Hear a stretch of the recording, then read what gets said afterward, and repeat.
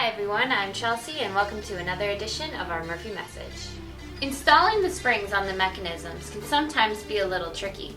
Today I'm going to demonstrate how our installers do it, as well as give you a few hints along the way. First we have to unpack the contents of our box. The tools you're going to need to install the springs are some gloves for some safety, and a screwdriver to pry up the bar to put the springs in. So let's start. You're going to want to start off with the center hole.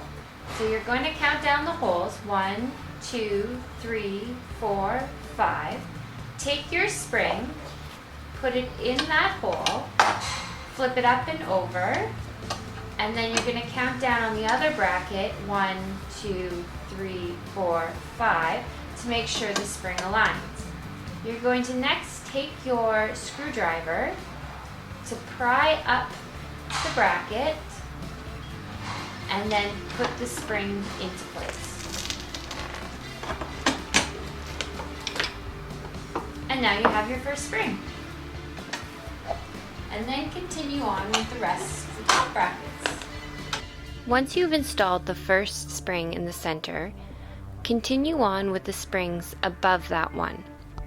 It will be easier to install those springs first as there is still leverage.